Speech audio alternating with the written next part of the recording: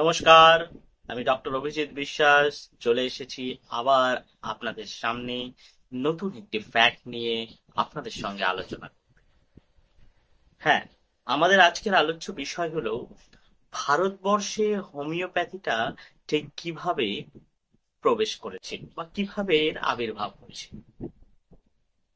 তো এই টপিকটা আলোচনা করার আগে যেটা বলি, বর্তমান ভারতের হোমিওপ্যাথি যে council, CCH, central council of homeopathy, তারা ক্লেম করছে সব থেকে বিশ্বের মধ্যে হোমিওপ্যাথিক প্র্যাকটিশনার যেখানে বেশি সেটা হচ্ছে ভারতবর্ষ। এখানে প্রত্যেক 10 জনের মধ্যে 8 জন মানুষ কোনো না কোনো সময় হোমিওপ্যাথি চিকিৎসা থেকে উপকৃত হয়েছেন বা হোমিওপ্যাথি চিকিৎসা নিয়েছেন। তাহলে এখান থেকে বোঝা যায় ভারতবর্ষে হোমিওপ্যাথি চিকিৎসাটা কতটা পপুলার। এবং বিশ্বের নজরে homeopathy second most largest and most popular চিকিৎসা। এবং বর্তমান বিশ্বে 80টির উপরে কান্ট্রিতে হোমিওপ্যাথি প্র্যাকটিসড হয়। এশিয়াতে আমরা যেমন দেখতে পাই, ভারতবর্ষের পাশাপাশি বাংলাদেশ, শ্রীলঙ্কা, পাকিস্তান, আফগানিস্তান এই কান্ট্রিগুলোতে হয়। এছাড়াও ব্রাজিল, মেক্সিকো, ইউকে। ইউকে তো খুবই পপুলার একটি কান্ট্রি যেখানে হোমিওপ্যাথি খুব প্র্যাকটিস, এবং যেখানকার রয়্যাল ফ্যামিলি বা রাজ পরিবারে হোমিওপ্যাথি চিকিৎসার প্রচার রয়েছে বা প্রচলিত রয়েছে। এবার আমরা আসি আজকের আলোচ্য বিষয় নিয়ে আপনাদের সঙ্গে। হোমিওপ্যাথি ভারতবর্ষে কিভাবে, এটা একটি ইন্টারেস্টিং টপিক এবং অনেকে এই বিষয়ে ব্যাপারটা নিয়ে কেউ জানে না। 1810 সালের প্রথম দিকে ভারতবর্ষ তখন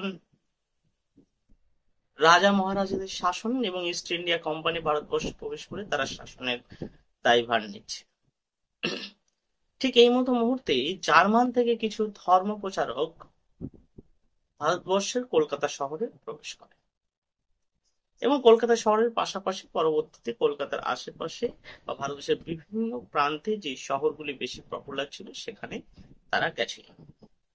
এই জার্মান ধর্ম প্রচারক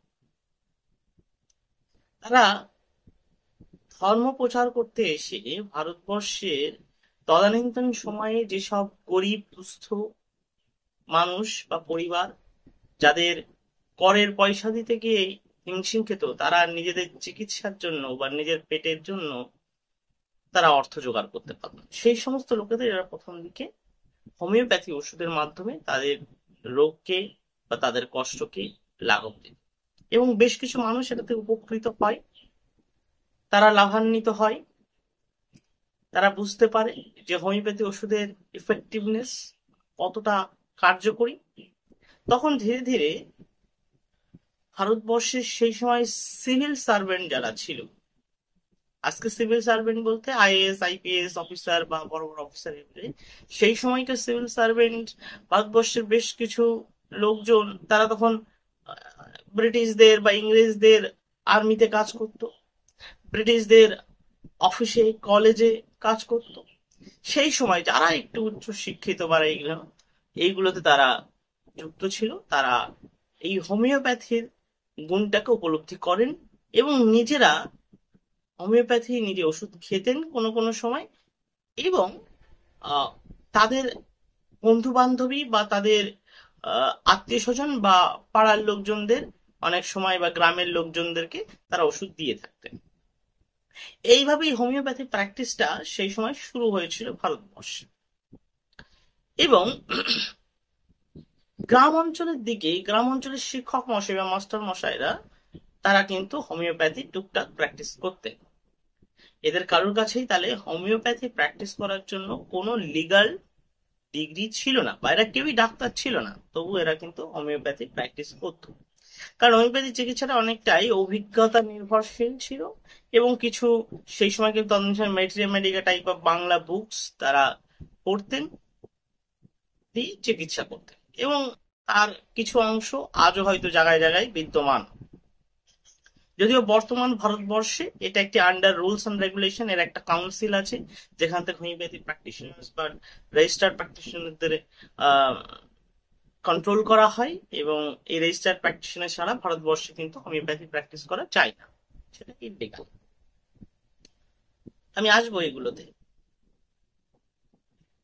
তবে আমরা ইতিহাসের কিছু বুকস পড়লে দেখতে পাই হ্যানিম্যান, যিনি হোমিওপ্যাথির স্রষ্টা, যিনি হোমিওপ্যাথিকে ডিসকভার করেছেন, যিনি সৃষ্টি করেছিলেন হোমিওপ্যাথি, তারই একজন ডাইরেক্ট ছাত্র জন মার্টিন হলিংবার্গ। তিনি প্যারিস শহরে একটি বুক পাবলিশ করেন 1835 সাল নাগাদ। সেই বুকসের একটি গ্লিমসে লেখা আছে কিভাবে ভারতবর্ষে হোমিওপ্যাথি চিকিৎসার শুরুটা হয়েছিল। তো সেখানে একটা হিস্ট্রি লেখা আছে, সেটা আপনাদের সাথে শেয়ার করি। সেখানে বলা আছে পাঞ্জাবের রাজা মহারাজা রঞ্জিত সিং, এই পাঞ্জাব সেই সময় কিন্তু পাকিস্তান কিছু সৃষ্টি হয়নি বা বাংলাদেশ বলে কোনো দেশ সৃষ্টি হয়নি। সেই সময় পাঞ্জাবের যখন আজকে বর্তমানে পাঞ্জাব ভারতবর্ষে কিছুটা পার্ট রয়েছে, কিছুটা পার্ট পাকিস্তানে রয়েছে। তো আজকের সময়কার সেই পাকিস্তানের যে লাহোর, সেখানে ছিল পাঞ্জাবের রাজধানী, এবং রঞ্জিত সিং তার যে দরবার, তার যে কোর্ট, সেটা লাহোর ছিল। এবং সেই বইটাতে লেখা আছে লাহোরে রঞ্জিত সিং এর দরবারে কিভাবে হোমিওপ্যাথি প্র্যাকটিসটা শুরু হয়েছিল। তার একটা কারণ হিসেবে দেখানো হয়েছে মহারাজা রঞ্জিত সিং, তিনি খুবই প্রভাব প্রতাপশালী রাজা ছিলেন, এবং তিনি একটি ক্রনিক পার্শিয়াল প্যারালাইসিস, মানে একটা সাইড অবশ হয়ে গেছে, তার কোনো সেন্স নেই, তার কর্ম করতে মানে এরকম একটা রোগে ভুগছিলেন, পার্শিয়াল প্যারালাইসিস। সেই সময়কে তদন্তের যে কনভেনশনাল মেডিসিন ছিল, বলা যেতে পারে অ্যালোপ্যাথিক চিকিৎসা বা ওল্ড স্কুল মেডিসিন চিকিৎসা, সেগুলোতে তিনি কোনো সুরাহা বা লাভ পাননি। তারপরে তিনি সন্ধান পায় হোমিওপ্যাথি চিকিৎসার, এবং আন্ডার হোমিওপ্যাথিক চিকিৎসায় তার এই পার্শিয়াল প্যারালাইসিস রোগটা কিন্তু সম্পূর্ণ সুস্থ। তখন তিনি হোমিওপ্যাথির উপরে ভক্তি এবং মুগ্ধ হন, এবং তার দরবারে একজন হোমিওপ্যাথিক চিকিৎসককে রাখা হয়েছিল, এবং সেখানে লাহোরে ধীরে ধীরে হোমিওপ্যাথি প্র্যাকটিসটা শুরু হয়। এই হিস্ট্রিটা আমরা আছে পেয়েছি। কলকাতার দিকে যদি চলে আসি, 19th সেঞ্চুরির হাফ, সেই সময় কলকাতায় ধীরে ধীরে হোমিওপ্যাথিক ডিসপেন্সারিজ বা হোমিওপ্যাথিক হসপিটাল গুলো করছে। তো এই যে ব্যক্তিগুলো আগে এসে এই হোমিওপ্যাথিক ডিসপেন্সারি বা হসপিটাল গুলো খুলেছিল, তার যদি আমরা হিস্ট্রি দেখি, যে একজন ব্যক্তির নাম না বললেই নয় কলকাতার বুকে, তিনি হলেন রাজেন্দ্র লাল দত্ত। মিস্টার রাজেন্দ্র লাল দত্ত, ইনি কলকাতার একজন সম্ভ্রান্ত পরিবারের সন্তান ছিলেন, এবং তিনি কলকাতার বেশ প্রভাবশালী ব্যক্তিদের মধ্যে একজন ছিলেন। অর্থকড়িও সে মুহূর্তে প্রচুর ছিল তার। তো তিনি সামনে এগিয়ে এসেছিলেন এবং একটা হোমিওপ্যাথিক হসপিটাল কলকাতার বুকে খোলেন, এবং সে হসপিটালের দায়িত্ব দিয়েছিল যে ডক্টর বাবুকে, তিনি একজন ফ্রান্সের ডক্টর ছিলেন, ডক্টর টোনের। আর এই সময় বলে রাখা ভালো, এই হসপিটাল যেমন কলকাতাতে তিনি খুলেছেন, ঠিক তার পরপরই সেই সময় দেখা যায় 19th সেঞ্চুরির হাফ, এই সময়টাতে কলকাতার পাশাপাশি এলাহাবাদ এবং বারাণসী, এইসব এরিয়াতেও ধীরে ধীরে এরা হোমিওপ্যাথিক হসপিটাল, হোমিওপ্যাথিক ডিসপেন্সারি গুলো খোলা শুরু হয়ে গেছে। তো যাই হোক, ডক্টর টোনের যখন রাজেন্দ্র লাল দত্তের হোমিওপ্যাথিক হসপিটাল, হোমিওপ্যাথিক ডিসপেন্সারিতে বসছেন, সেখানকার মানুষের চিকিৎসা দিচ্ছেন, এই চিকিৎসা দান বা এই হসপিটালটা বেশি দিন কিন্তু চালাতে পারেননি ডক্টর টোনের, তিনি ফেইলিওর হয়েছিলেন। তখন রাজেন্দ্র লাল দত্ত নিজেই ইনিশিয়েটিভ নিয়ে এই হসপিটাল বা এই চিকিৎসা পদ্ধতির মাধ্যমে মানুষকে সুস্থ করার দায়ভারটা নেন। তাহলে রাজেন্দ্র লাল দত্ত কোনো ডাক্তারবাবু ছিলেন না, তিনি একজন সংবাদপত্রের একজন ভালো মানুষ। তিনি ডক্টর টোনের কাছ থেকে অনেক কিছু শিখেছেন, নিজে বুকস পড়তেন, সেখান থেকে যা বিদ্যা পেয়েছেন, যে অভিজ্ঞতা অর্জন করেছেন, তার বেসিসে তিনি চিকিৎসা করতেন, এবং তার চিকিৎসায় বেশ কিছু মানুষ কলকাতায় সেই সময় উপকৃত হয়েছিল। তার মধ্যে আমি দুজন ব্যক্তির নাম বলবো, যারা সেই সময়কার কলকাতায় খুবই নামী ব্যক্তি। একজন পণ্ডিত ঈশ্বরচন্দ্র বিদ্যাসাগর, যিনি বর্ণমালা বা বর্ণ পরিচয় সৃষ্টি করেছেন এবং পুরো পশ্চিমবঙ্গের বুকে যার নাম সবাই জানে, তথা পুরো ইন্ডিয়াতে তার পরিচয় আছে। তিনি সেই সময়কার একজন সোশ্যাল রিফর্মার ছিলেন। আর একজন ছিল রাধাকান্ত দেব, তিনিও সোশ্যাল রিফর্মার ছিলেন। তো ঈশ্বরচন্দ্র বিদ্যাসাগর ক্রনিক মাইগ্রেন রোগে ভুগছিলেন। মানে ক্রনিক সিকেডেক বা একটা অসম্ভব পেইন, মাথায় ব্যথা হয়, যে ব্যথা কিন্তু সেই সময়কার কোনো পেইন কিলার মেডিসিন বা সেই সময়কার অ্যালোপ্যাথিক কোনো কনভেনশনাল যে মেডিসিন ছিল তাতে সার ছিল না। ঈশ্বরচন্দ্র বিদ্যাসাগর এই কষ্ট বা এই পীড়া নিয়ে ভুগছিলেন। রাজেন্দ্রলাল দত্ত তার এই ক্রনিক মাইগ্রেন থেকে সম্পূর্ণ মুক্ত করে হোমিওপ্যাথিক ওষুধে। এবং রাধাকান্ত দেব মহাশয় একটি গ্যাংগ্রিনাস আলসার, আলসার মানে আমরা সবাই জানি ক্ষত, এই ক্ষত বা ঘা গ্যাংগ্রিন স্টেজে চলে গেছে, মানে খুবই বিশ্রী পরিস্থিতি চলে গেছে, সেটাও সেই সময়কার কনভেনশনাল মেথডে চিকিৎসায় লাভ হচ্ছিল না। হোমিওপ্যাথিক চিকিৎসার ফলে তিনি সুস্থ হন এবং ভালো হন। তো এই জিনিসটা সেই সময় কলকাতার বুকে একটা আলোড়ন সৃষ্টি করেছিল। সবাই শুনছিল, জানছিল কলকাতায় একটা নতুন এরকম চিকিৎসা ব্যবস্থার ফলে বেশ মানুষ উপকৃত হচ্ছে এবং খুব ভালো হচ্ছে।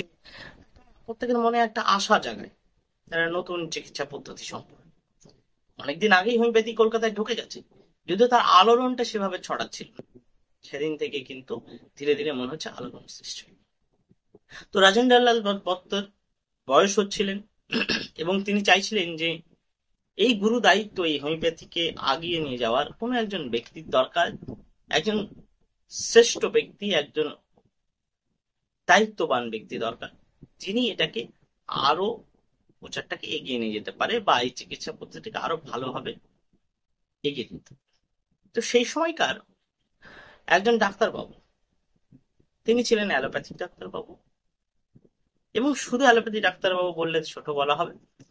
ভারতবর্ষে সেই সময় কলকাতা মেডিকেল কলেজ, যেটা এমবিবিএস ডিগ্রি দেওয়া হতো সেই সময়, এবং প্রথম সেই এমবিবিএস মেডিকেল কলেজে এমডি ডিগ্রির ব্যবস্থা হয়। এই এমডি ডিগ্রি আজ থেকে 100 বছর আগেকার কথা। তো সেই সময় এমডি ডিগ্রি একজনের কাছে থাকা মানে সে ভীষণ বড় মাপের টাকা। আজকে তো এমডি ডিগ্রি আমরা দেখি বিভিন্ন অলিতে গলিতে ডাক্তারবাবুরা বসেন যাদের এমডি ডিগ্রি রয়েছে, সে সময় কিন্তু এরকম ছিল না। এবং ডক্টর মহেন্দ্রলাল সরকার, যে ডাক্তারবাবুর কথা আমি বলছি, তিনি সেই সময়কার পশ্চিমবঙ্গের তথা ইন্ডিয়ার দ্বিতীয় ডাক্তার ছিলেন যিনি এমডি ডিগ্রি কমপ্লিট করেছিলেন। তাহলে তার প্রভাবটা কতটা ছিল বোঝাই যাচ্ছে, এবং তিনি কত বড় মাপের ডাক্তার ছিলেন সেটাও বোঝা যাচ্ছে। তো তার একটি কনফারেন্সে, মেডিকেল কনফারেন্সে মিস্টার রাজেন্দ্রলাল দত্তের সাথে পরিচয় হয় এবং এই বিষয়টা নিয়ে, হোমিওপ্যাথি নিয়ে তাদের মধ্যে একটা বাকবিতণ্ডা। মহেন্দ্রলাল সরকার খুবই প্র্যাকটিক্যাল ব্যক্তি ছিলেন। তিনি তার ক্লিনিক্যাল এক্সপিরিয়েন্সে বেশ কিছু জায়গায় তিনি লক্ষ্য করলেন যে বেশ কিছু রোগে যেখানে কনভেনশনাল মেডিসিন বা অ্যালোপ্যাথি মেডিসিন থেকে হোমিওপ্যাথি মেডিসিন ফার মোর বেটার কাজ করছে। তার মানে তিনি একটি ইনভেস্টিগেশন করেছিলেন যে সত্যি হোমিওপ্যাথি কি কার্যকর ওষুধ, এবং তিনি নিজে তার পার্সোনাল এক্সপিরিয়েন্সে বুঝতে পেরেছিলেন যে হ্যাঁ, হোমিওপ্যাথি কিন্তু অনেক ভালো চিকিৎসা হতে পারে।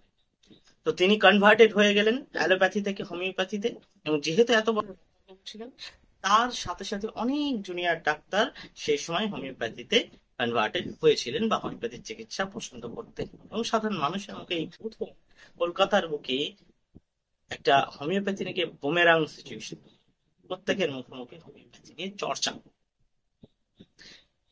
তখন ক্যালকাটা হোমিওপ্যাথিক মেডিকেল কলেজ কলকাতার বুকে খোলা হয়।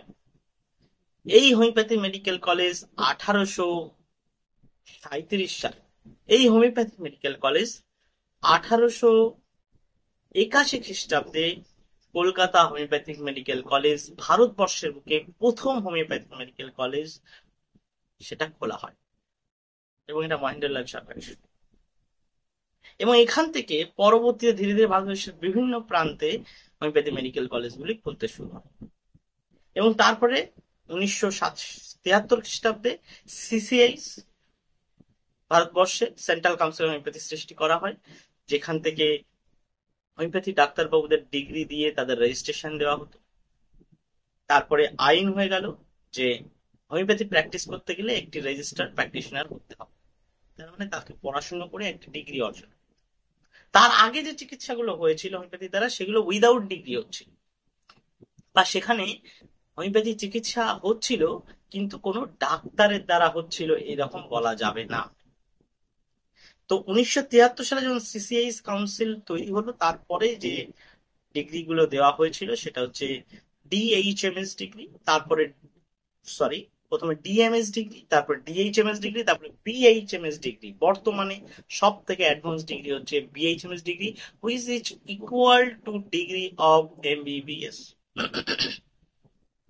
সমান কোয়ালিফিকেশন।